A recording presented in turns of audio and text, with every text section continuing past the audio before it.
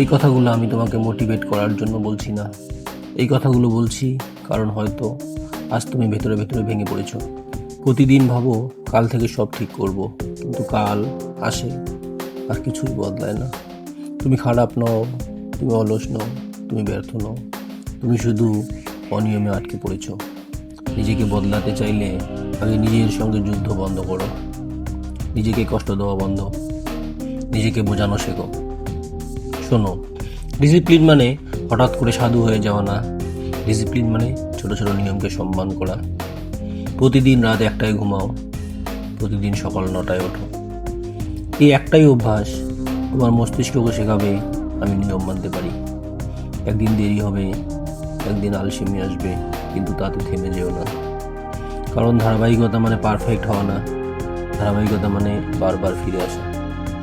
এখন শোনো, আড্ডা, যেখানে শুধু সময় যায়, স্বপ্ন ছোট হয় আর জীবন নিয়ে হাসি মশকরা হয়। এই আড্ডা একদিন তোমাকে প্রশ্ন করবে, তুমি এখন কোথায়? সব মানুষের সঙ্গে পথ এক না, সব গল্পে তোমার থাকার দরকার নেই।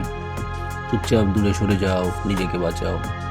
আর গুটকা, মোস্তফা, এটা শুধু মুখে যাওয়া জিনিস না, এটা তোমার আত্মনিয়ন্ত্রণকে আস্তে আস্তে খেয়ে ফেলে। প্রতিবার যখন হাত বাড়াও, 1 সেকেন্ড থামো, নিজেকে জিজ্ঞেস করো, আমি কি এটা চাই, না এটা আমাকে চালাচ্ছে?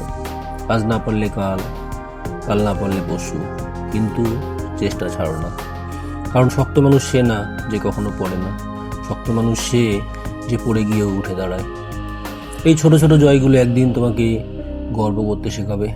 শোনো, ধৈর্য মানে চুপ করে বসে থাকা না, ধৈর্য মানে নিজের উপর বিশ্বাস রাখা। আজ ফল আসবে না, আগামীকালও না, কিন্তু তুমি যদি থেমে না যাও, একদিন আয়নায় তাকিয়ে দেখবে একটা মানুষ দাঁড়িয়ে আছে যাকে তুমি একসময় চিনতেই পারোনি। নিজেকে বদলাতে চাইলে আজ বড় প্রতিজ্ঞা করো না, আর শুধু এটুকু বলো, আমি আজ একটু ভালো হব। এই একটু একটু দিয়েই একদিন তুমি অনেক দূর পৌঁছে যাবে। আর মনে রেখো, তোমার জীবন কারো তাড়াহুড়োর জন্য তৈরি হয়নি। ধীরে চলো, কিন্তু থেমো না।